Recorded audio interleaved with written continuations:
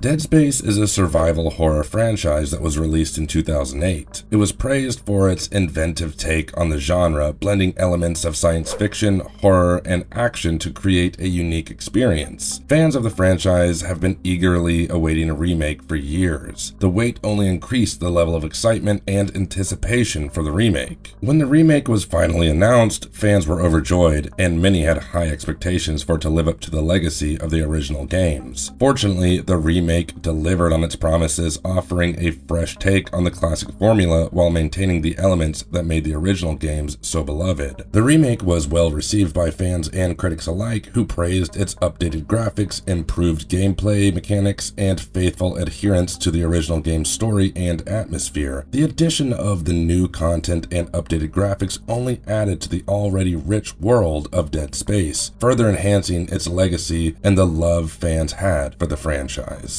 Let us take a detailed look into the Necromorph monsters and the story that make the franchise so unique and worth remembering. But before we go into our explanation, we have a very small request. If you like our content, please support us by subscribing to our channel. This is a small click for you, but for us, it means a lot. So thank you, and let's begin. Thank you, Isaac. I always believed in you.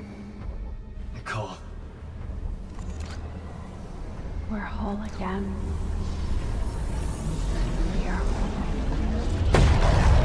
Markers, the deadly necromorph maker. Markers are mysterious double helix obelisks that are said to have extraterrestrial origins. These structures serve to produce necromorphs and, in the end, to build a brethren moon through a convergence event. Instead of an ordinary language, markers employ symbols to communicate, which serve as their own type of verbiage. No matter where they originate from, all markers emit a similar harsh electromagnetic signal that causes sadness, sleeplessness, and a kind of dementia in the majority of things that it comes into close proximity with. In order to prepare for the upcoming necromorph infection, this dementia oftentimes presents itself as hallucinations that instill the targeted person with an uncanny sense of paranoia and force them to commit heinous crimes such as homicide or even commit suicide. On the other hand, in some people who are considered to be more compatible with the marker signal due to their DNA, the dementia reveals codes and blueprints for the construction of red markers. This is seen in the cases of Esteban Sato and Isaac Clarke. Their hallucinations are often more refined and structured, guiding these people to carry out more difficult tasks to further the marker's agenda. In the remake, some of these people instead acquired different kinds of knowledge, such as Chalice Mercer, who, through his contact with the marker signal, learned about cutting-edge surgical procedures and innovative technical innovations that he used to conduct his experiments, and ultimately ended up creating the Hunter. The marker's foremost goal is to aid in the creation of a necromorph known as Brother Moon. They do this by dispersing an extraterrestrial pathogen that revives dead cells and eradicates all life on a planet. Once enough life force of the planet has been collected and incorporated, it leads to an activation of the markers, known as the convergence event. During the convergence, the marker emanates several energy bursts and draws all of the dead tissue along with fragments of the planet and launches them into the stratosphere to create a moon through the process of assimilation. The moon then consumes the remaining life on the planet before leaving to feed on other worlds that the markers have affected.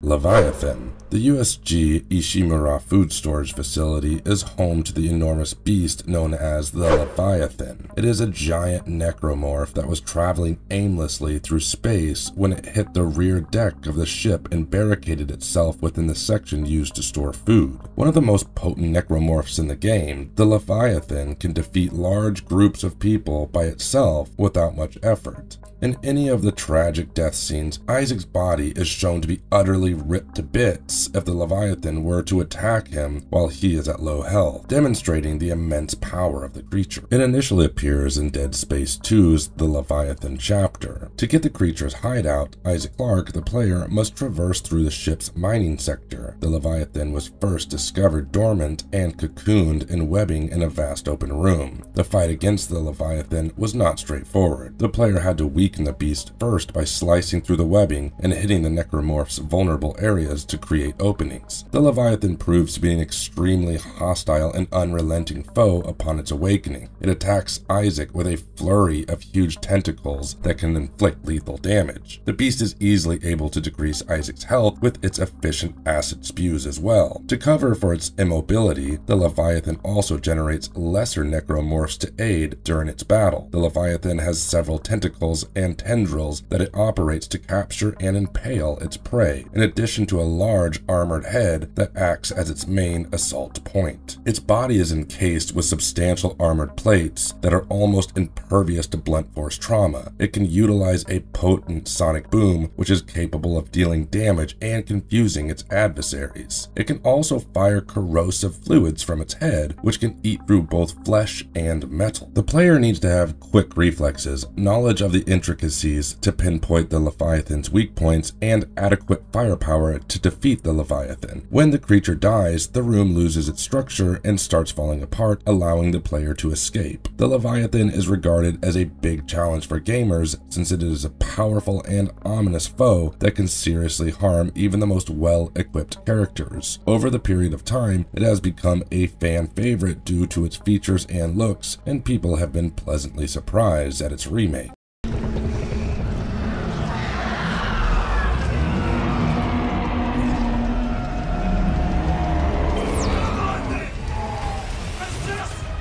Hive Mind.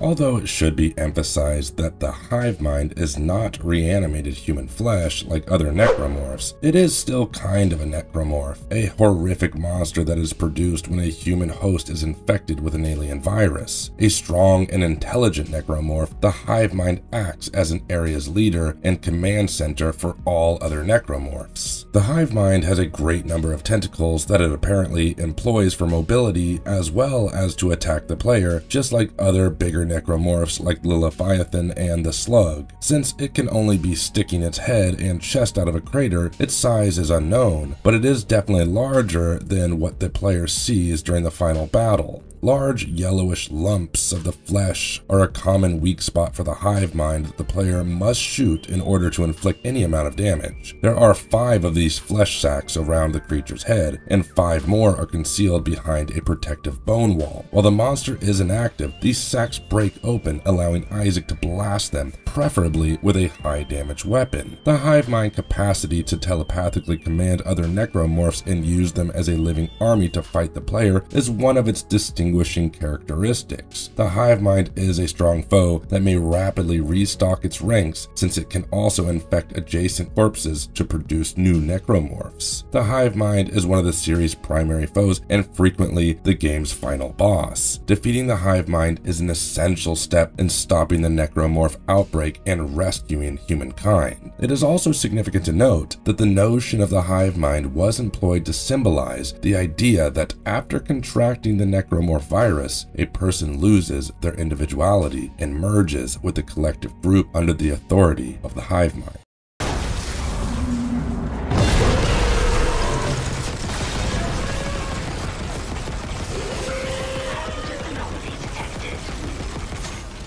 Brute. The Brutes, more commonly known as the Hulk of Dead Space by the fandom, are a sort of necromorph that are larger and stronger than the normal monsters seen in the game and are somewhat prevalent in the series. They are distinguished by their enormous size, powerful strikes, and excellent damage resistance. The Brute is almost entirely covered with a spiky armored exoskeleton made of bone and calcified skin. It develops 2 vestigial limbs from its fairly exposed posterior that serve as support in the event that one of its primary arms is severed. The chest contains a hole in the middle that is a sac where the Brutes produce highly explosive biological material. It is formed of the same substance as the weak yellow patches seen on other necromorphs. These projectiles are released randomly or in the direction of the player after a Brute's limbs are severed, rendering it unable to fight effectively using its strength solely. The Brute can leap through barriers while wearing heavy armor that would normally require time-consuming climbing and traversing because, like a gorilla or other animals, it is deceptively swift and agile for its size. The brutes use this tactic to surprise their target by sneaking up on them. They frequently crush their victims by just falling on top of them and using their weight as a weapon, but most of the time, they simply drop to the ground and try to crush their targets with their strong paws. The brutes have proven their might on multiple occasions. They appear to be so strong that they can even chisel a long tunnel through a piece of metal. The brutes are one of the most aggravating and frequent necromorphs that the player has to deal with in the Dead Space games because of their propensity to continue fighting even after taking a lot of damage. They are incredibly difficult opponents because of their resilience, since they are able to attack persistently even after appearing to be defeated. The brutes have a distinctive attacking style as well, employing strong charging strikes to knock the player back and swiftly closing the gap for a close-range melee attack. They are significantly more precarious to deal with because they have the ability to pick up and fling debris at the player. To defeat a brute, players must utilize a variety of weaponry and cunning maneuvers. The player may also use stasis to stop the brute from moving too quickly before striking, and their kinesis module to toss things at the brute. They are an all-around difficult and fearful foe that will put the player's fighting prowess and resource management to the test.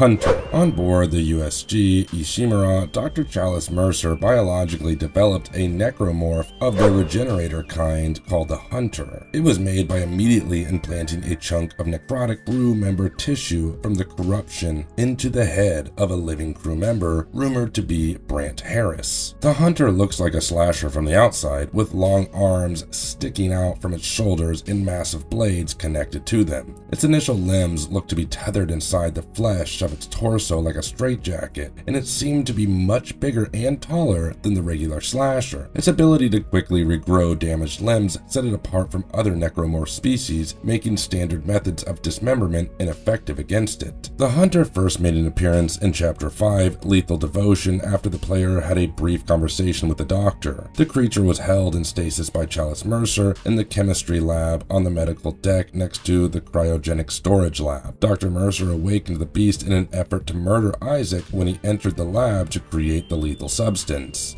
After learning of the creature's capability to regenerate and realizing that he would not be able to trounce it, Isaac ultimately managed to make an escape. Throughout the chapter, the monster follows Isaac as he tries to finish his objectives and accomplish his goals. The beast was eventually defeated by Isaac in the cryogenic lab, where he was able to freeze it within a cryogenic tube, purportedly solving the issue of dealing with its regeneration. The Hunter's eyes gleamed like those of other regenerating and enhanced necromorphs, albeit not quite as brightly. The victim of the mutation had his neck frozen at a 45-degree angle, and the victim's jaw was gone, leaving 4 veins that resembled tentacles dangling in their steed. The huge toes had grown dramatically, becoming pointed claws. The mutation left no natural skin on the body, which was heavily covered with muscle tissue. It was possible to discern fragments of various bones pointing at different bodily areas. At the rear, the pelvic bone and spine were visible. Overall, the Hunter looked like definitive nightmare fuel, and the possible origins of it being a crew member are horrifying to think about.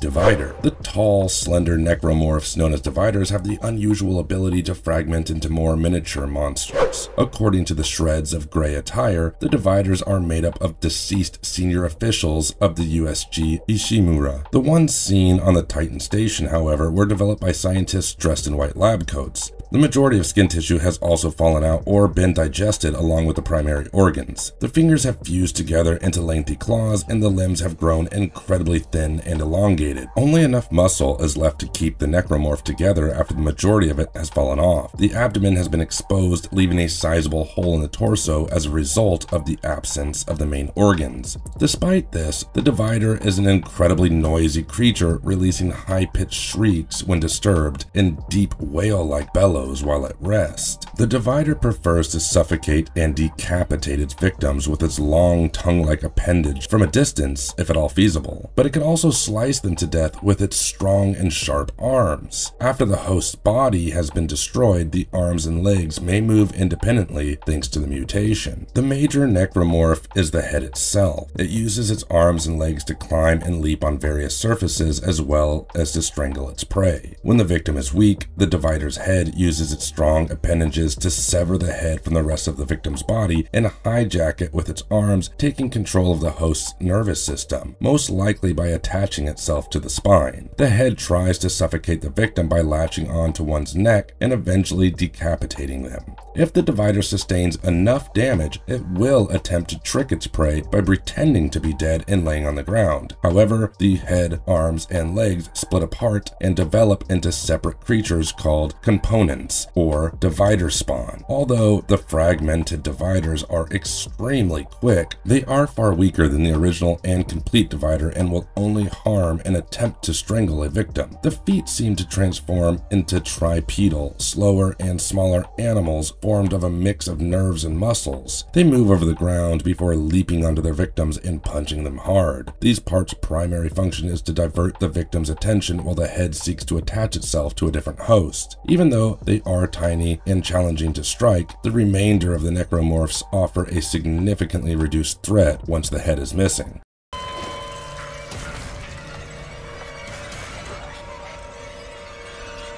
Shambler. The head of a Divider now goes by the moniker Creeper. Creeper heads are able to decapitate dead people and burrow into their neck stumps to form shamblers, thanks to their lengthy tongue-like appendages and 3 tendrils that protrude from their necks. The shamblers that we face in the game are usually armed terrorists from the Circle or dead troops. They are capable of using the weaponry available to these troopers before their deaths for medium-range attacks. But because they are undead, they have terrible aim and pose as far lower danger than typical human fighters. We are inclined to believe that the necromorphs possess a certain amount of knowledge about the human anatomy, as we can see that they are able to mimic the patterns of a person's stride and also capable of using their muscles as intended to use the weapons, for example, pressing the trigger on a weapon. The Creeper will be torn out of the Shambler's body if it is severely injured, and if it touches Isaac or Carver, it will cause a QuickTime event. These QuickTime events are generally harmless unless the player is absolutely oblivious to what is happening to their character. If unsuccessful in fighting off the Creeper, the player will be decapitated and become a Shambler. The Shambler will attempt to mimic the mannerisms of the character too. However, simply beheading these Shamblers will have a butterfly effect, as it may cause the newly emerging Creepers to target Isaac Carver instead, so be careful to kill the Creepers before they strike.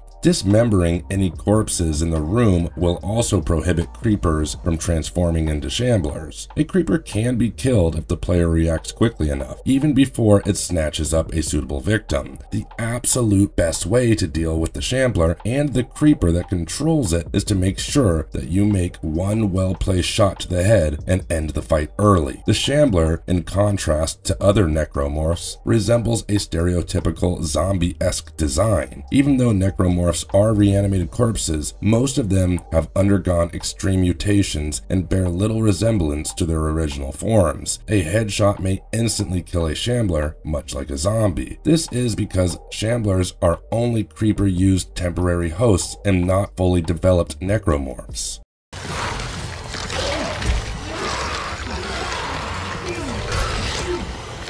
Infector. Infector is a rather unique classification of the necromorphs. This necromorph's only purpose is to disseminate the disease that causes necromorphosis, which will then produce more of these creatures and eventually spread the infestation. Its wings are created from a flap of flesh from the chest, and they meet up between the bent and broken legs of the prior host. Its body is made up of a human torso and legs. The spine provides support and acts as a connection hub for articulation articulation, while the remainder of the head breaks and twists into its proboscis and feelers as the jaw collapses within the body. The pure necromorph tissue required to infect new victims is delivered through the proboscis, which is created from altered bone, muscle, and spinal tissue. In order to achieve this, the parasite envelops the host in its wings, extends its proboscis from its spinal canal, and stabs it into the skull in order to inject a yellow fluid that has been kept inside of an internal bladder. These are the creatures that need to be eliminated right away if there are any remains of the dead crew members in the room, to avoid being overwhelmed by freshly formed necromorphs. Enhanced slashers are produced by infectors resulting from the Aegis 17 event, whereas normal slashers are produced by infectors resulting from the Sprawl incident. If an infected corpse is a Marine, however, the mutation will evolve the victim into a Twitcher, though only the likes of the slashers and the Twitchers are shown in-game. It is hinted that the infector is also capable of producing the other single-body forms of necromorphs that are present otherwise. Fun fact, in the 5th Dead Space comic book, Abraham Newman witnessed Commander James' metamorphosis into an infector firsthand and watched as he started infecting the other corpses in the HQ room. This was a quick illustration of the change of a corpse into an infector. Also in Dead Space 2, an infector turns Franco DeLilly through mutation, making it the first necromorph to be seen in the game.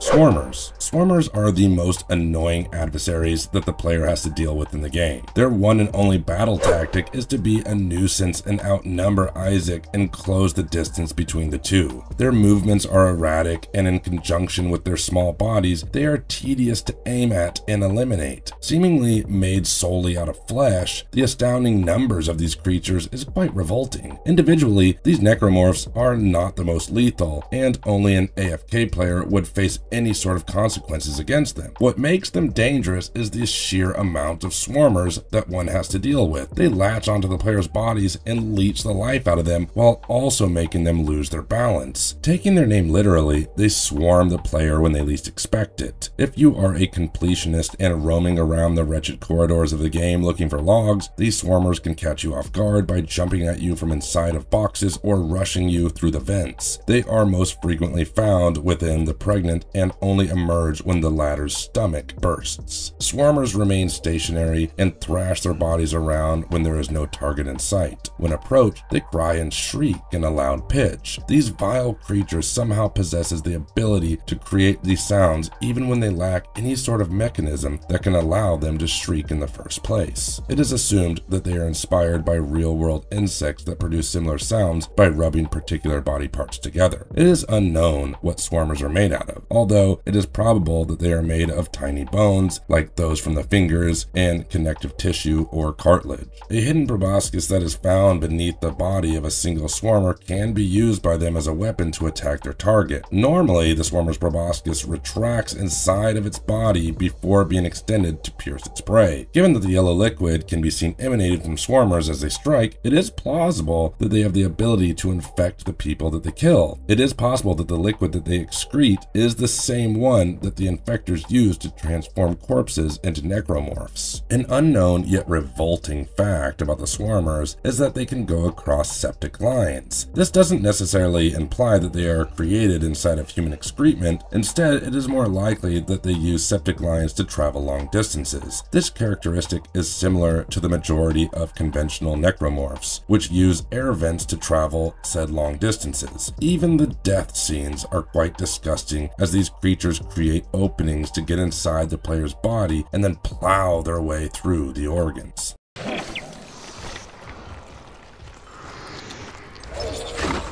Wheezer. Wheezers are a stationary variant of the necromorph that produces and exhales toxic gases. The entire franchise only has a total of 8 Wheezers that we have encountered in the games. To get to the food storage container that the Leviathan dwells in, all of the Wheezers must be eliminated because they are the ones that pollute the air. Except for their enormous lungs, which are positioned outside of their bodies and take up the majority of their backs, they resemble humans more than any other necromorph species. They are unable to move in any way since their arms and legs are fused together, and they always remain in a kneeling position. A Weezer's name comes from the audible wheezing sound that can be heard when they are nearby. They are assumed to be terraformers of any Necromorph systems. Weezers are essentially harmless. While being around them depletes the player's oxygen supply, they have no offensive capabilities and can be easily eliminated. In reality, the player can save their ammo and use their foot to stomp these Necromorphs into oblivion, which is 10 times more satisfying. They are frequently found alone and in vulnerable places, and the only real risk is the appearance of several deadly Necromorphs following their demise.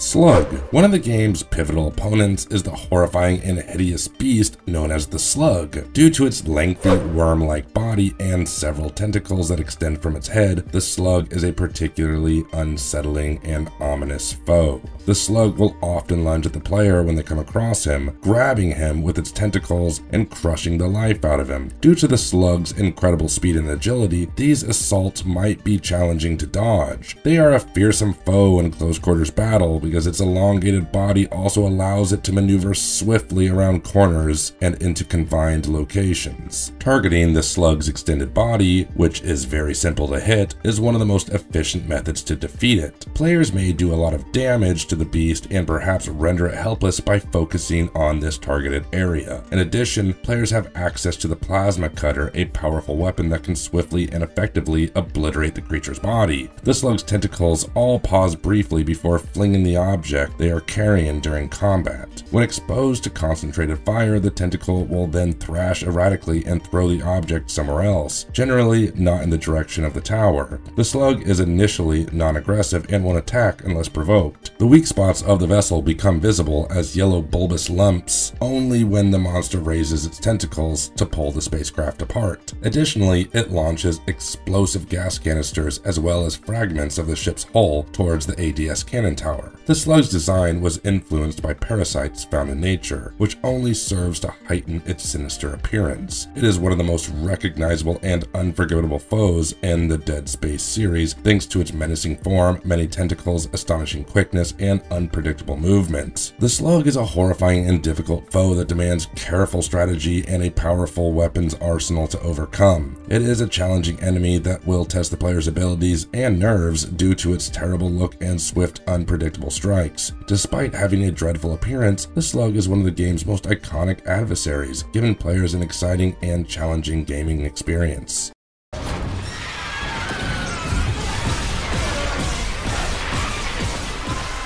Slasher. Slashers are seemingly created through the monstrous mutation of one human corpse. They are weak and have sluggish reactions when acting alone, but in groups they can prove to be a stringent menace. They are the necromorphs that the players face most often during their run-ins and are one of the most standard examples of the process of necromorphosis and its effects on the human body. The monster is named Slasher because the mutation has given the body elongated arms with scythes at the end. If this necromorph had a favorite Pokemon, it would most definitely be Scyther. In some cases, it is visible that the arms have further evolved and have scythes at the end, but in other cases, the bladed arms acted as an extension from the shoulders, and it is clear that they are newly grown to fulfill the Slasher's purpose. The blades are a powerful addition to the Slasher's natural strength, and it also allows the creature to balance itself while walking, as it is quite imperfect when it comes to imitating human patterns. These blades are as threatening as they look because one slash can deplete a substantial part of the player's health bar. Therefore, these creatures are nerfed in other departments such as mobility and resilience. Slashers struggle to maintain their balance without continually moving their bladed arms as counterweights. This is because their feet have evolved or devolved into a more primitive form. The bones are elongated and fused together, eliminating the interdigital spaces between the toes that allow a person to balance themselves. They are quite flat-footed, and while this modified foot may let the creature move quickly through vents and sprint in short bursts, it results in an unsteady stride when walking. Before a slasher is spotted, knowledge of the noises it creates can be utilized to determine its state, enabling the player to react appropriately. separately. The majority of various slasher kinds have their own distinctive sets of noises, and being able to distinguish between them may be quite helpful in figuring out which specific form the player is facing.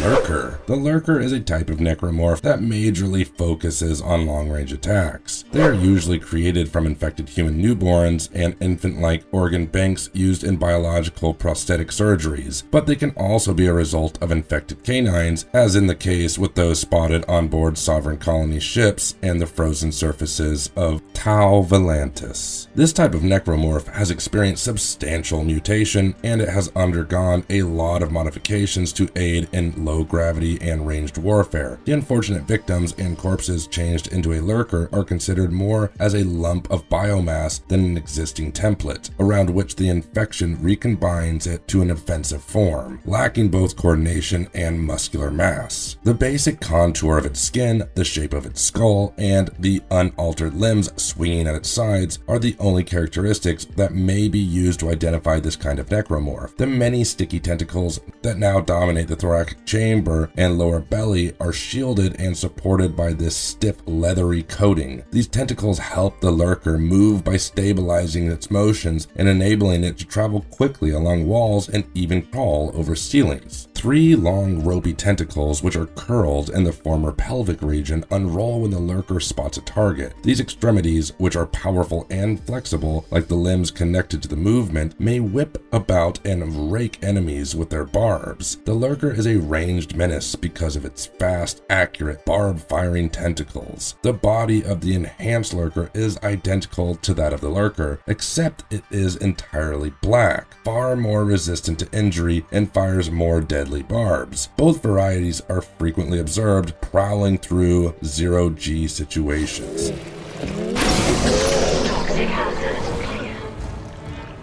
Twitcher. One of the most difficult necromorphs to eliminate is the Twitcher, a recurrent foe in the Dead Space series. They stand because of their quick movements and agility, which makes it challenging to attack them with conventional weaponry. They are well known for their loud, shrieking, swift, unpredictable actions, aggressive behavior, and short-range teleportation. They can reanimate corpses to utilize as hosts for their warped alien forms, which is why they are frequently discovered in locations with a high concentration of dead bodies. The Twitchers are the most developed version of the Slasher. They are able to dodge and evade strikes with ease since they are quicker and more nimble than the other necromorphs. They may also charge and attack with a high-pitched shriek that can throw the player off balance. The Twitchers are notorious for having the capacity to teleport over small distances, which makes tracking them much more challenging. They are substantially more difficult to deal with because it is tricky to anticipate their movements and acquire a clear shot due to their abilities. These enemies are especially dangerous in bunches since they may easily encircle and overwhelm the player. They can also grab hold of the player and impale them with their razor-sharp claws, dealing lethal amounts of damage. The game's strategic dismemberment mechanism must be used by players to battle Twitchers properly. In order to slow down the Twitchers and make them more open for an attack, this method encourages players to go for certain limbs, such as legs. The plasma cutter and the line gun can cut through their swiftly moving bodies, making them exceptionally powerful weapons to use against them. Both the Ripper and the Javelin gun are also helpful since they can render the Twitchers helpless and provide the player with some breathing space before launching an attack. The Twitchers are generally regarded as one of the Dead Space's most demanding adversaries to deal with, but also one of the most satisfying to defeat.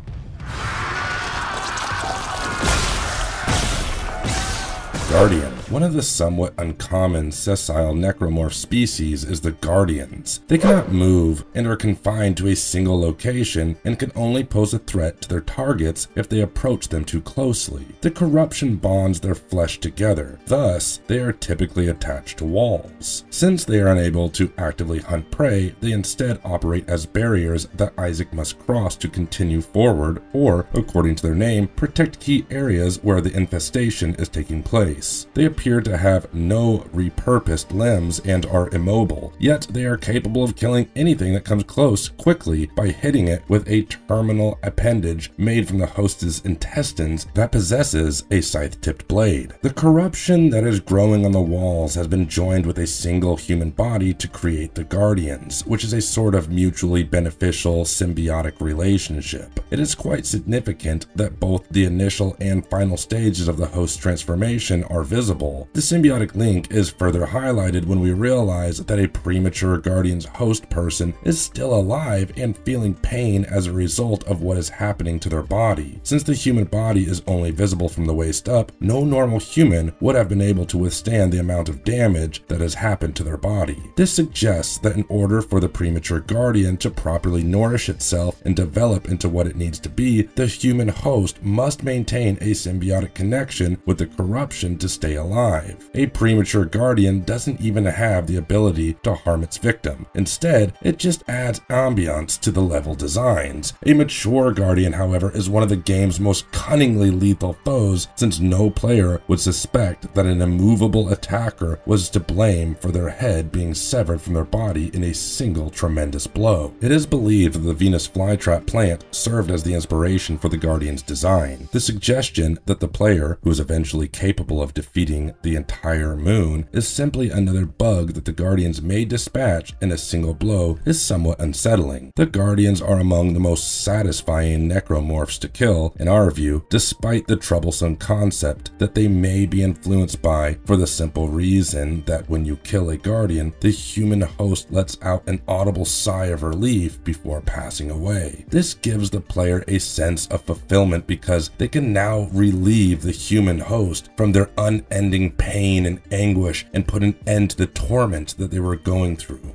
Pregnant. Pregnant is a distinct and dangerous type of necromorph. Pregnant women who are infected by necromorphs and underwent genetic mutation gave birth to these monsters, who had numerous limbs and razor-sharp claws. They are a formidable opponent for players to deal with due to their reputation for having strong attacks and the capacity to spew acid. Although the pregnant is a sluggish enemy, its strikes are quite powerful and capable of dealing massive amounts of damage. Its main attack is to charge the player while inflicting severe damage with its razor-sharp claws. Additionally, it has the ability to spit acid at the player, endangering their suit and singeing them. The Pregnant also has a second attack that can cause its body to erupt into a swarm of little necromorphs, which is very dangerous as it can lead to the players getting overwhelmed and outnumbered. The Pregnant's hideous appearance is one of the most distinctive features, with several limbs and a big bulging belly that houses the necromorphs it has produced. Its body is twisted and deformed. Its distorted human-like visage furthers the creature's ominous and terrifying look.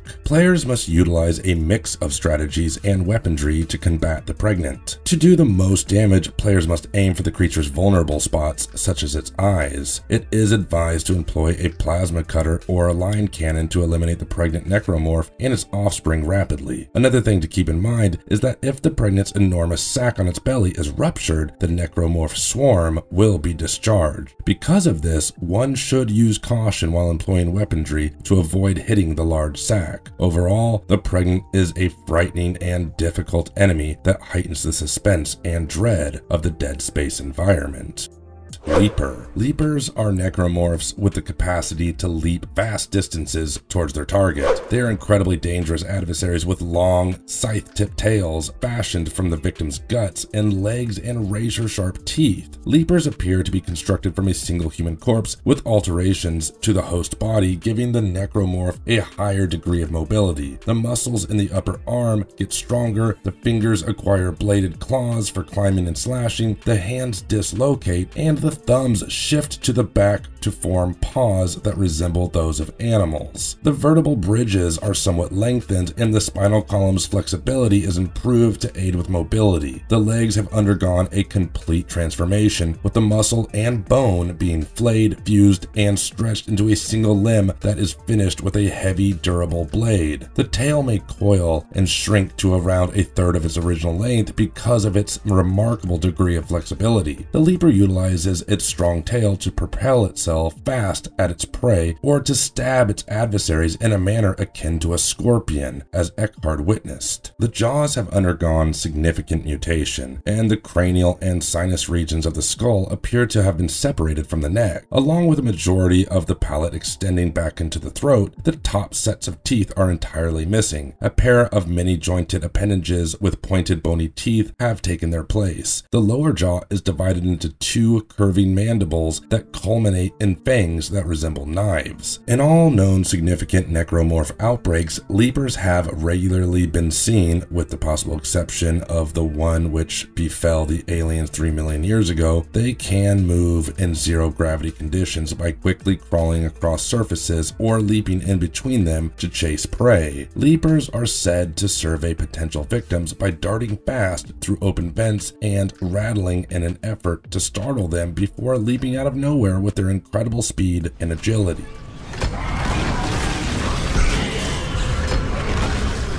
Exploder. Exploders are a specialist necromorph type that uses the highly rage-inducing tactic known as martyrdom in gaming culture, or simply suicide bombing. The huge blazing pustule linked to their left arm, which is packed with a highly explosive chemical material, is their most distinguishing trait. It appears that only one human host is used to produce an explosion. The host's skull is split open vertically, and connective tissue fills the brain cavity, enabling the two sides of the head to function as jaws. With the exception of the shoulder, the creature's left arm has stiffened and lost all points of articulation. The end of the arm has grown a big pustule filled with a blazing yellow substance, making it heavy and awkward looking. This chemical reacts violently to blunt force, causing an explosion detonation when the applied force exceeds a particular threshold. The exploder's right arm and legs have been altered in a way that shifts the creature's center of mass away from the enormous pustule, allowing the creature to walk, albeit weirdly, in order to balance the weight of the left arm. The right forearm has undergone substantial modification, with the original legs and left foot united and twisted into a single muscular limb, while the right hand and foot are stretched to serve as one leg. Despite the fact that they are generally moving slow, they are capable of showing unexpected bursts of speed once they get close to their intended targets for their eventual explosion. An exploder will swing its pustule into a target or the ground once it is close enough to strike, killing everything caught in the blast radius. The explosion is powerful enough to dismember a human victim, and it typically causes the exploder to be destroyed. They frequently attack in large groups in an effort to overwhelm their prey because their suicidal attack and relatively sluggish speed. The characteristic crackling noises they make when they are around may be used to clearly identify their presence and prepare for what's about to come.